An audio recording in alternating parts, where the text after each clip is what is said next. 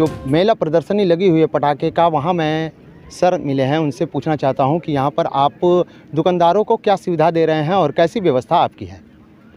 पहली बात तो जो हमारे विभाग के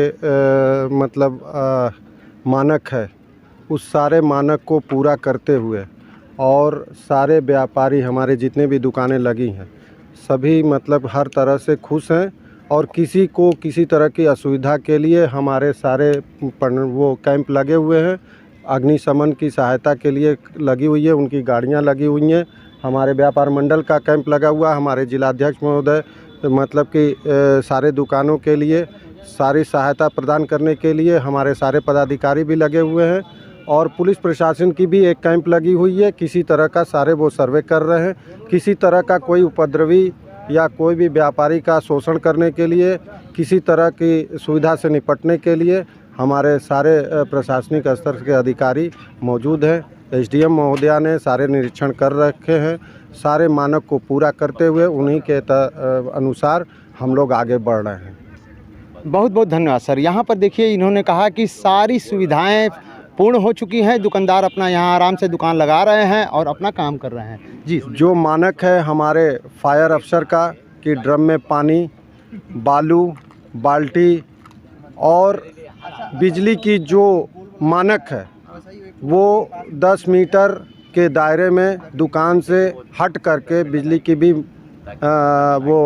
सारे सुविधाएं दी गई हैं। सिलेंडर जो है 2 नए सिलेंडर रखे गए हैं हर दुकानों पे और हर दुकानों पे सारी मानकें को पूरा करते हुए कोई भी इस तरह की कोई असुविधा किसी भी व्यापारी समाज को नहीं है। इसीलिए हम लोग अपना कैंप लगाए हैं, प्रशासन भी अपना कैंप लगाया है और हर तरह से निपटने के लिए हमारे अग्निशमन की गाड़ियां भी खड़ी हैं।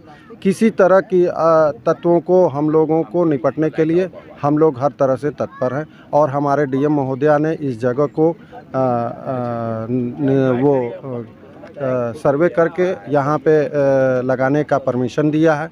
इसी को ध्यान में रखते हुए सारे सुविधाओं को हमको फुलफ़िल करना है। यहाँ पे चाय नाश्ते की व्यवस्था है, सारे अफसरों को खाने पीने की भी व्यवस्था है दी गई है। वो हमारे व्यापार मंडल के जिलाध्यक्ष महोदय ने वो सुनिश्चित किया है कि सारे हमारे जो ऑफिसर हैं उनको नाश्ता पानी खाना पीना जो भी है उनका ध्यान रखते हुए उनकी तरफ से सख्त निर्देश है हमारे सारे नगर के पदाधिकारियों को कि हर समय पे उनका ध्यान रखा जाए। किसी तरह की असुविधा हमारे अधिकारियों को, हमारे व्यापारियों की जो भी छोटे के व्यापारी हैं वो पटाखे की दुकान लगा रहे हैं, उनको किसी भी तरह का कोई असुविधा न हो। इसीलिए हमारे सारे पदाधिकारी भी हर समय पे मौजूद हैं।